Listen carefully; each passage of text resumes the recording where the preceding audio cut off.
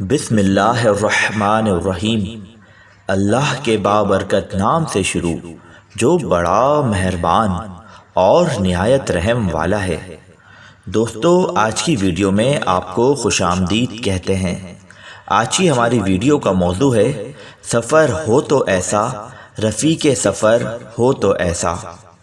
حضرت سیدنا محمد بن حسین رحمۃ اللہ تعالی علیہ فرماتے ہیں، حضرت سیدنا مخول نے مجھے بتایا کہ ایک مرتبہ حضرت سیدنا بہیم رحمۃ اللہ تعالی علیہ میرے پاس آئے اور مجھ سے فرمانے لگے، میرا حج کا ارادہ ہے، اگر تمہارے علم میں کوئی ایسا شخص ہے جو حج کا ارادہ رکھتا ہو تو مجھے اس کے بارے میں بتاؤ کہ ہم دونوں سفر حج پر روانہ ہوں اور ایک دوسرے کی رفاقت میں حج کی سعادت حاصل کریں۔ میں نے حضرت سیدنا بہیم رحمۃ اللہ تعالی علیہ سے عرض کی، ہمارے پڑوس میں ایک دیندار اور بہت نیک شخص رہتا ہے، وہ بھی حج کا ارادہ رکھتا ہے، آئیے میں آپ رحمۃ اللہ تعالی علیہ کی اس سے ملاقات کرا دیتا ہوں۔ چنانچہ میں انہیں اپنے اس دوست کے پاس لے گیا اور اسے صورتحال سے آگاہ کیا تو وہ تیار ہو گیا اور کہا، انشاءاللہ عز و جل ہم ایک ساتھ سفر حج پر روانہ ہوں گے۔ پھر ہم وہاں سے چلے آئے اور حضرت سیدنا بہیم رضی اللہ تعالی عنہ اپنے گھر تشریف لے گئے۔ کچھ ہی دنوں بعد میرا وہی دوست میرے پاس آیا اور کہنے لگا، میں یہ چاہتا ہوں کہ جس شخص کو آپ نے میرا رفیق بنایا ہے آپ اسے میرا رفیق نہ بنائیں، بلکہ اس کے لیے کوئی اور رفیق تلاش کر لیں، میں اس کے ساتھ سفر نہیں کر سکتا۔ جب میں نے یہ سنا تو اپنے اس دوست سے کہا، تجھ پر افسوس ہے، آخر کیوں تو اس کے ساتھ سفر کرنے کو تیار نہیں؟ خدا عز و جل کی قسم، پورے کوفے میں میرے نزدیک ان سے بڑھ کر کوئی متقی و پرہیزگار نہیں۔ میں نے ان کے ساتھ کئی سمندر اور صحرائی سفر کیے ہیں، میں نے ان میں ہمیشہ بھلائی اور خیر ہی کو پایا، اور تم ہو کہ ان کی رفاقت سے محروم رہنا چاہتے ہو، آخر وجہ کیا ہے؟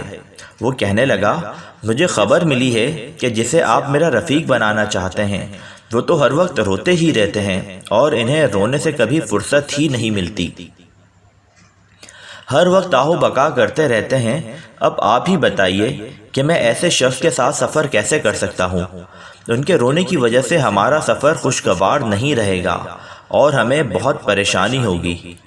میں نے اپنے اس دوست سے کہا، بعض اوقات انسان وعظ و نصیحت سن کر رو پڑتا ہے تو اس میں کیا حرج ہے؟ یہ تو رقت قلبی کی وجہ سے ہوتا ہے، کیا آپ کبھی وعظ و نصیحت سن کر نہیں روئے؟ اس نے کہا، یہ تو آپ بجا فرما رہے ہیں، لیکن ان کے بارے میں تو مجھے یہ خبر ملی ہے کہ وہ ہر وقت ہی روتے رہتے ہیں اور ان کا رونا بہت طویل ہوتا ہے۔ میں نے کہا، آپ اس کی صحبت اختیار کریں، اللہ رب العزت آپ کو اس مرد صالح کے ذریعے برکت عطا فرمائے گا، آپ بے فکر ہو کر ان کے ساتھ سفر کریں۔ چنانچہ میرا وہ دوست تیار ہو گیا اور کہنے لگا، ٹھیک ہے، میں ان کے ساتھ سفر کرنے کو تیار ہوں، اللہ رب العزت ہمارے اس سفر میں خیر و برکت عطا فرمائے۔ پھر جس دن ان کی حج کے لیے روانگی تھی تو میں اور میرا دوست حضرت سیدنا بہیم رحمۃ اللہ تعالی علیہ کے پاس پہنچے تو دیکھا کہ آپ رحمۃ اللہ تعالی علیہ ایک دیوار کے سائے تلے بیٹھے زارو قطار رو رہے ہیں اور آپ کے آنسو داڑھی مبارک کو تر کرتے ہوئے زمین پر گر رہے ہیں۔ جب میرے دوست نے یہ دیکھا تو مجھ سے کہنے لگا، دیکھو انہوں نے تو ابھی سے رونا شروع کر دیا ہے، بقیہ سفر میں ان کا کیا حال ہوگا؟ آپ نے تو مجھے بڑی آزمائش میں ڈال دیا ہے، میں ان کے ساتھ سفر کس طرح کر سکوں گا؟ میں نے کہا، ہو سکتا ہے کہ یہ اپنے اہل و عیال سے جدائی کی وجہ سے رو رہے ہوں۔ میری یہ بات حضرت سیدنا بہیم رحمۃ اللہ تعالی علیہ نے سن لی اور کہا، اے مخول، میں گھر والوں سے جدائی کی وجہ سے نہیں رو رہا، بلکہ مجھے تو سفر آخرت کی طوالت اور صعوبتیں رلا رہی ہیں۔ یہ کہہ کر آپ رحمۃ اللہ تعالی علیہ پھر رونے لگے۔ مجھ سے میرا دوست کہنے لگا، ان کی رفاقت کے لائق تو حضرت سیدنا داؤد طائی اور حضرت سیدنا سلام ابو الخوص رحمۃ اللہ تعالی علیہما جیسا بزرگ ہیں، وہ بھی ایسے ہی رونے والے ہیں۔ جب یہ سب جمع ہوں گے تو انہیں قرار نصیب ہو جائے گا یا پھر سارے ہی رو رو کر جان دے دیں گے، میں ان کی رفاقت کے قابل نہیں۔ میں نے پھر اپنے دوست کو سمجھایا اور کہا آپ تھوڑا صبر سے کام لیں اور انہیں برداشت کریں، ہو سکتا ہے یہ سفر آپ کے لیے ذریعہ نجات بن جائے۔ بالآخر وہ کہنے لگا اکثر لوگ جب حج پر روانہ ہوتے ہیں تو وہ خوش اور بہت زیادہ زاد راہ لے کر جاتے ہیں اور ان میں کوئی بھی غمزدہ یا محتاج نہیں ہوتا۔ میں نے تو ہمیشہ ایسے ہی خوشحال لوگوں کے ساتھ سفر کیا ہے، اب پہلی مرتبہ مجھے ایسے شخص کی رفاقت مل رہی ہے جو گریہ وزاری کرنے والا ہے۔ بہرحال میں ان کے ساتھ سفر ضرور کروں گا، شاید یہ سفر میرے لیے خیر و برکت کا سبب بنے۔ بالآخر میرا وہ دوست سفر کے لیے تیار ہو گیا۔ حضرت سیدنا بہیم رحمۃ اللہ تعالی علیہ کو ہمارے مابین ہونے والی گفتگو کا علم نہ تھا، ورنہ وہ اگر ہماری یہ باتیں سن لیتے تو کبھی بھی اپنے اس دوست کے ساتھ سفر نہ کرتے۔ بہرحال میں نے ان دونوں کو سوئے حرم روانہ کر دیا۔ مدینے جانے والو جاؤ جاؤ فی امان اللہ، کبھی تو اپنا بھی لگ جائے گا بستر مدینے میں۔